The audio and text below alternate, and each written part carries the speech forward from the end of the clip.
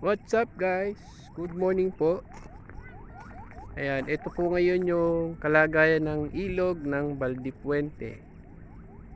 Kung matatandaan nyo po kahapon sa video ko ay hindi na ako nakabalik ng hapon dahil may nilakad po kami. Kaya ngayon na lang po ako nakapag-video. Ayan, kahapon dito sa lugar na to, yung tinuturo ko malayo ay hindi pa ganito kalalim. Ngayon makikita nyo kalalim na. Ayan na po yung sa may tapat ng Pagas. Ayan o. Kahapon ay hindi pa maabot yung tubig dito. Tapos yung sa ilalim ng tulay,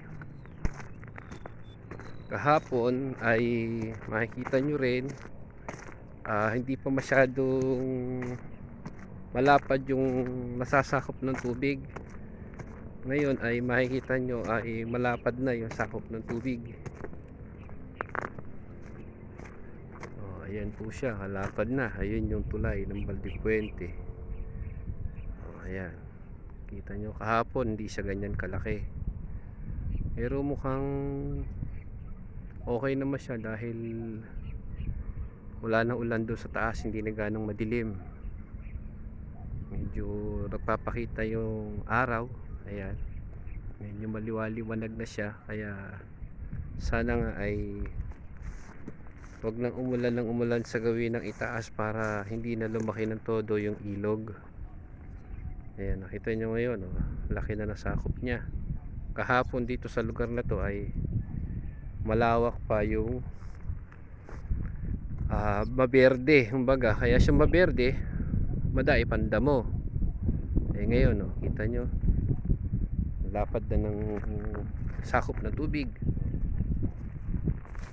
Ayan. Kahapon dito ay hindi pa. Dito yung tinatawag kung sa mga nagdaan ko ng mga video nun, ito po yung ditor na tinatawag. Ayan, yun yung ditor. Yung kabila po na yan ay Pagas na po yan, yung kabila. Ayan. Ayan. Pero kung yung tubig po na yan ay lalaki pa, sana'y wag naman na. Dahil yung mga kababayan natin nasa gawin ng Pampanga ay kawawa naman po sila. Baka maabot yung kanilang mga bahay. Ayan, ayun po yung tulay ng Baldipuente. Ayan. Sana magtuloy-tuloy na yung araw para makagawa na tayo at yung ating tumana ay mapatapos na natin para tayo ay makapagsimula na ng ating adventure. Hindi pa tayo makapagsimula ng ating adventure gawa ng palayang ulan ay hindi tayo makapagtatrabaho pag umuulan. Kaya sana ngayong maghapon ay gumanda na yung panahon para tayo ay makatapos na dun sa ating project.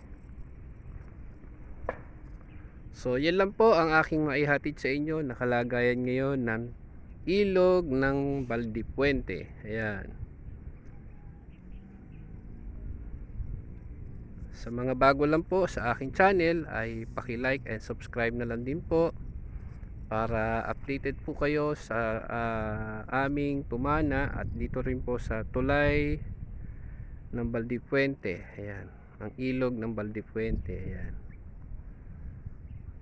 So yan lang po, maraming salamat at ingat po tayong palagi at lagi po tayong mananalangin sa ating Panginoon Diyos para tayo po ay ingatan. Bye bye.